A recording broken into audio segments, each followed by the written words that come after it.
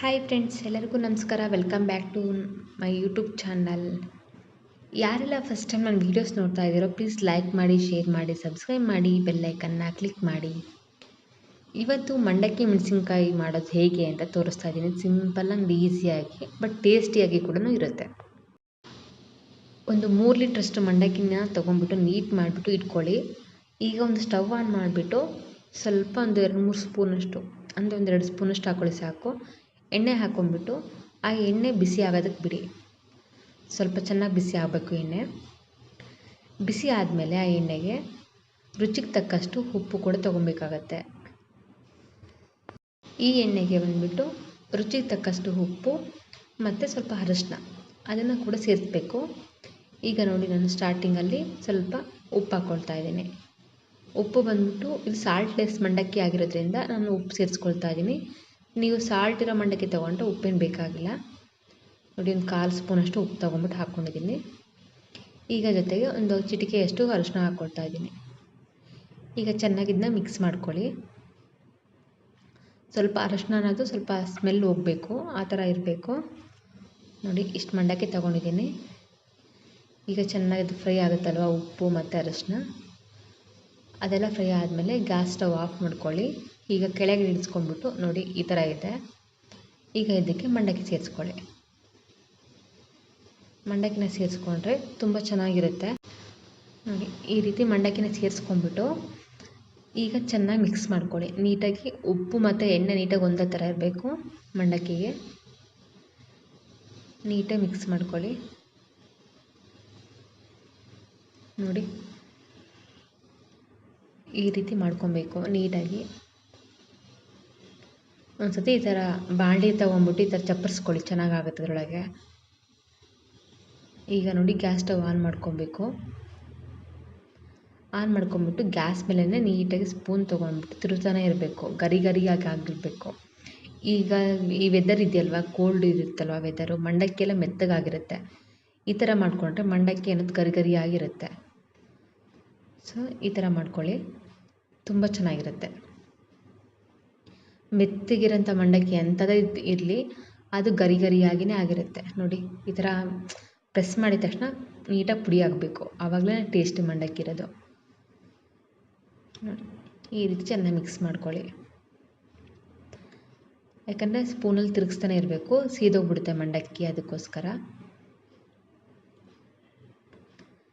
ನೀಟಾಗಿ ಮಿಕ್ಸ್ ಮಾಡ್ಕೊಳ್ಳಿ. ಈ ಥರ ಮಾಡ್ಕೊಂಡ್ಬಿಟ್ಟು ಗರಿಯಾಗಿ ಆಗಿದ್ದರೆ ನೀವು ಗ್ಯಾಸ್ ಕೂಡ ಆಫ್ ಮಾಡ್ಕೊಬೋದು. ಈಗ ಮಂಡಕ್ಕಿ ಕೂಡ ರೆಡಿಯಾಗಿದೆ. ಇದನ್ನು ನಾನೀಗ ಬೇರೆ ಬಾಣಲಿಗೆ ಹಾಕಿಬಿಟ್ಟು ನಾನು ಇದೇ ಬಾಣಲಿಯಲ್ಲಿ ಮೆಣಸಿನ್ಕಾಯಿ ಕೂಡ ಮಾಡ್ಕೊಂಡ್ಬಿಡ್ತೀನಿ. ನೋಡಿ, ಈ ರೀತಿ ಆಗಿದೆ. ಇದು ಮುಚ್ಚಿಟ್ಬಿಡಿ ಸೈಡಿಗೆ.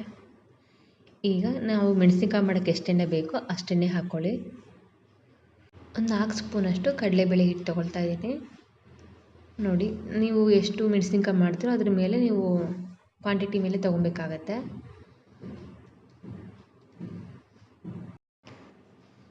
ನಾಲ್ಕು ಸ್ಪೂನಷ್ಟು ಮೆಣಸಿನ್ಕಾಯಿ ಅಂದರೆ ಹಿಟ್ಟು ತೊಗೊಂಡ್ರೆ ಒಂದು 15 ಮೆಣಸಿನ್ಕಾಯಿ ಆಗುತ್ತೆ. ನೋಡಿ, 4 ಸ್ಪೂನ್ ಹಾಕ್ಕೊಂಡಿದ್ದೀನಿ. ಈಗ ಇದಕ್ಕೆ ಸ್ವಲ್ಪ ಅಕ್ಕಿ ಹಿಟ್ಟು ಕೂಡ ಸೇರಿಸ್ಕೊಬೇಕು. 1-2 ಸ್ಪೂನಷ್ಟು, ಅಂದರೆ ಈ ಸ್ಪೂನಲ್ಲ, ಚಿಕ್ಕ ಸ್ಪೂನಲ್ಲಿ 2 ಸ್ಪೂನಷ್ಟು ಇರಬೇಕಷ್ಟೇ, ಸಾಕು ಅಕ್ಕಿ ಹಿಟ್ಟು. ನಾನು ಇದರಲ್ಲಿ ಒಂದು 1/4 ಸ್ಪೂನಷ್ಟು ತೊಗೊಳ್ತಾ ಇದ್ದೀನಿ. ನೋಡಿ, ಅಕ್ಕಿ ಹಿಟ್ಟು ಹಾಕಿದರೆ ಗರಿಯಾಗಿರುತ್ತೆ ಅಂತ ಅಷ್ಟೇ. ನೋಡಿ, ಇಷ್ಟು ತೊಗೊಂಡ್ರೆ ಸಾಕಾಗತ್ತೆ. ತೊಗೊಂಬಿಟ್ಟು ಇದಾದಮೇಲೆ ಇದಕ್ಕೆ ಅಜ್ವಾನ ಮತ್ತು ಜೀರಿಗೆನ ತೊಗೊಂಡ್ಬಿಟ್ಟು ಇದರಲ್ಲಿ ಹಾಕ್ಕೊಬೇಕು. ಜೀರಿಗೆನ ತೊಗೊಳ್ತಾ ಇದ್ದೀನಿ ಒಂದು ಸ್ಪೂನಷ್ಟು. ನೋಡಿ, 1/4 ಸ್ಪೂನಷ್ಟು ತೊಗೊಂಡ್ಬಿಟ್ಟು ಈ ಥರ ನೀಟಾಗಿ ಉಜ್ಕೊಬೇಕು. ಉಜ್ಜಿದ್ರೆ ನೀಟಾಗಿ ಫ್ಲೇವರ್ ಚೆನ್ನಾಗಿ ಬಿಡುತ್ತೆ. ಆಗ ಮೆಣಸಿನ್ಕಾಯಿ ತಿನ್ಬೇಕಾದ್ರೆ ಚೆನ್ನಾಗಿರುತ್ತೆ, ಘಮ ಘಮ ಅಂತ ಹೇಳ್ಬಿಟ್ಟು. ಅಂದ್ಬಿಟ್ಟು ಅಜ್ವಾನ ಕೂಡ ತೊಗೊಂಡ್ಬಿಟ್ಟು ಅದೇ ಥರನೇ ನೀಟಾಗಿ ಈ ಥರ ಬೆರಳಿಂದ ಈ ಥರ ಮಾಡ್ಕೊಬೇಕು, ಚೆನ್ನಾಗಿರುತ್ತೆ ಟೇಸ್ಟ್ ಅಂತ ಹೇಳಿ. ಈಗ ಅದನ್ನೆಲ್ಲ ಕ್ಲೋಸ್ ಮಾಡಿಡಿ. ಈಗ ಇದ್ರ ಜೊತೆಗೆ ಒಂದು ಚಿಟಿಕೆಯಷ್ಟು ಸೋಡಾ ಪುಡಿ, ಅಂದರೆ ಅಡುಗೆ ಸೋಡಾ ಬರುತ್ತಲ್ವ, ಅದನ್ನು ಕೂಡ ಉದುರಿಸ್ಕೊಬೇಕು. ನೋಡಿ, ಎಣ್ಣೆ ಬಿಸಿ ಮಾಡೋದಕ್ಕೆ ಇಟ್ಬಿಡಿ. ನೀಟಾಗಿ ಎಲ್ಲ ಮಿಕ್ಸ್ ಮಾಡ್ಕೊಂಬಿಟ್ಟು ಈಗ ರುಚಿಗೆ ತಕ್ಕಷ್ಟು ಉಪ್ಪು ಹಾಕ್ಕೊಳ್ಳಿ. ನಾನೀಗ ಒಂದು ಸ್ಪೂನಷ್ಟು ಹಾಕ್ಕೊಳ್ತಾ ಇದ್ದೀನಿ. ನೀಟಾಗೆಲ್ಲ ಮಿಕ್ಸ್ ಮಾಡ್ಕೊಳ್ಳಿ, ಎಲ್ಲ ಒಂದೇ ಥರ. ಈಗ ಇದಕ್ಕೆ ನಾನು ಸ್ವಲ್ಪ ನೀರು ಹಾಕ್ಕೊಂಡ್ಬಿಟ್ಟು ಕಲಿಸ್ಕೊಬೇಕಾಗತ್ತೆ.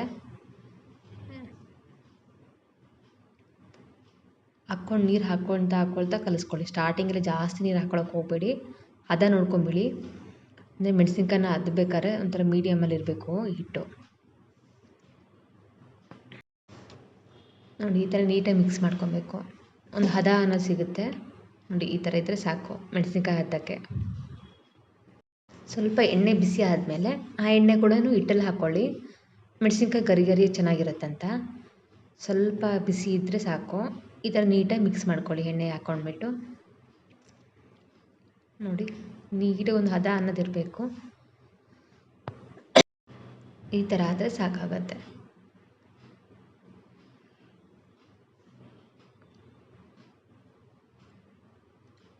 ಈಗ ಪರ್ಫೆಕ್ಟಾಗಿ ಹಿಟ್ಟು ರೆಡಿ ಆಗಿದೆ.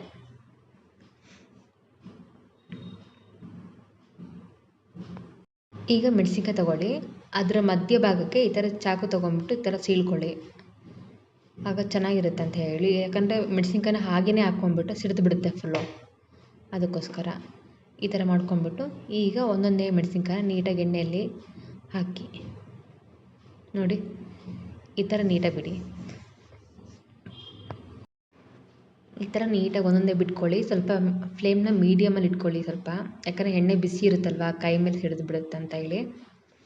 ಒಂದೊಂದಾಗಿಯೇ ಈ ಥರ ಬಿಟ್ಕೊಳ್ಳಿ. ಇನ್ನು ಇದಕ್ಕೆ ಉಪ್ಪು ಜೀರಿಗೆ ತುಂಬಿಟ್ಟು ಈ ಥರ ಎಣ್ಣೆಲಿ ಕರಿಬೋದು, ಚೆನ್ನಾಗಿರುತ್ತೆ. ನಾನು ಹಾಗೇ ಮಾಡ್ಕೊಳ್ತಾ ಇದ್ದೀನಿ. ಉಪ್ಪು ಜೀರಿಗೆನ ಮತ್ತು ಹೂವಿನಕಾಳನ್ನ ಹಾಗೇ ಇದರಲ್ಲಿ ಹಾಕ್ಕೊಂಡ್ಬಿಟ್ಟು ಕಲಿಸ್ಕೊಂಡಿದ್ದೀನಿ. ತುಂಬ ಟೇಸ್ಟಿಯಾಗಿ ಕೂಡ ಇರುತ್ತೆ, ಗರಿಯಾಗಿ ಕೂಡ ಇರುತ್ತೆ ಮೆಣಸಿನ್ಕಾಯಿ. ನೋಡಿ ಎಷ್ಟು ನೀಟಾಗಿ ಹಾಕ್ತಾಯಿದೆ. ಒಂದು ಸ್ಪೂನ್ ತೊಗೊಂಡ್ಬಿಟ್ಟು ಈ ಥರ ತಿರುಗಿ ಹಾಕ್ಕೊಂಬಿಡಿ, ಚೆನ್ನಾಗಿರುತ್ತೆ ಮೆಣಸಿನ್ಕಾಯಿ. ಯಾಕಂದರೆ ಅದು ದೊಡ್ಡದಿರುತ್ತಲ್ವ ಜಾಲರ, ಸೆಟ್ ಆಗೋಲ್ಲ. ಸ್ಪೂನಲ್ಲಿ ಈ ಥರ ತಿರುಗಿ ಹಾಕ್ಕೊಂಡ್ರೆ ನೀಟಾಗಿ ಫ್ರೈ ಆಗುತ್ತೆ ಎಣ್ಣೆಯಲ್ಲಿ. ನೋಡಿ, ಈ ಥರ ನೀಟಾಗಿ ತಿರುಗಿ ಹಾಕ್ಕೊಳ್ಳಿ. ಎರಡು ಕಡೆನೂ ನೀಟಾಗಿ ಫ್ರೈ ಆಗುತ್ತೆ ಅಂತ ಹೇಳ್ಬಿಟ್ಟು ಅಷ್ಟೇ. ಜಸ್ಟು ಏನಪ್ಪ ಅಂದರೆ ಮೆಣಸಿನ್ಕಾಯಿ ಮುಳುಗೋಷ್ಟು ಎಣ್ಣೆ ಹಾಕ್ಕೊಳ್ಳಿ. ತುಂಬ ಎಣ್ಣೆ ಹಾಕ್ಕೊಂಡ್ಬಿಟ್ರೆ ಚೆನ್ನಾಗಿ ಅನಿಸಲ್ಲ ಅದು. ನೆಕ್ಸ್ಟ್ ಯಾವುದಕ್ಕೂ ಜಾಸ್ತಿ ಯೂಸ್ ಆಗೋಕ್ಕೂ ಆಗೋಲ್ಲ. ಒಗ್ಗರಣೆಗೆ ಮಾತ್ರ ಬಿಟ್ಟರೆ ಇನ್ಯಾವುದಕ್ಕೂ ಯೂಸ್ ಆಗೋಲ್ಲ. ನೋಡಿ, ಈ ಥರ ಮೆಣಸಿನ್ಕಾಯಿ ರೆಡಿ ಆಗ್ತಾಯಿದೆ. ಈ ಥರ ನೀಟಾಗಿ ಆವಾಗಿಂದ ಆವಾಗ ಆ ಥರ ತಿರುಗಿ ಹಾಕ್ಕೊಳ್ಳಿ. ಗರಿಯಾಗಿರುತ್ತೆ ಮೆಣಸಿನ್ಕಾಯಿ.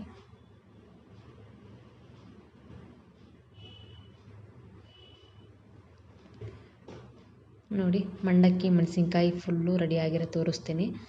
ಇದು ಬಂದ್ಬಿಟ್ಟು ಮೆಣಸಿನ್ಕಾಯಿ ರೆಡಿಯಾಗಿದೆ. ಒಂದು 10-15 ನಿಮಿಷದಲ್ಲಿ ಆರಾಮಾಗಿ ಮಾಡ್ಕೊಬೋದು. ಮೆಣಸಿನ್ಕಾಯಿ ಕೂಡ ರೆಡಿ ಆಗುತ್ತೆ, ಮಂಡಕ್ಕಿನೂ ರೆಡಿ ಆಗುತ್ತೆ, ತುಂಬ ಟೇಸ್ಟಿಯಾಗಿ ಕೂಡ ಇರುತ್ತೆ. ನೋಡಿ ಎಷ್ಟು ನೀಟಾಗಿ ರೆಡಿಯಾಗಿದೆ ಮಂಡಕ್ಕಿ ಮೆಣಸಿನ್ಕಾಯಿ. ಈಗ ಪ್ಲೇಟಲ್ಲಿ ಹಾಕ್ಕೊಂಬಿಡೋಣ. ಗರಿಯಾದ ಮಂಡಕ್ಕಿ, ಗರಿಯಾದ ಮೆಣಸಿನ್ಕಾಯಿ, ರುಚಿ ಅಂತೂ ಸೂಪರಾಗಿರುತ್ತೆ. ಈ ಥರ ಈವ್ನಿಂಗ್ ಸ್ನ್ಯಾಕ್ಸ್ಗೆ ರೆಡಿ ಮಾಡ್ಕೊಳ್ಳಿ. ಯಾರಿಗೆಲ್ಲ ಈ ವಿಡಿಯೋ ಇಷ್ಟ ಆಗಿದೆ ಪ್ಲೀಸ್ ಲೈಕ್ ಮಾಡಿ, ಶೇರ್ ಮಾಡಿ, ಸಬ್ಸ್ಕ್ರೈಬ್ ಮಾಡಿ, ಬೆಲ್ ಐಕನ್ನ ಕ್ಲಿಕ್ ಮಾಡಿ. Thank you for watching my videos.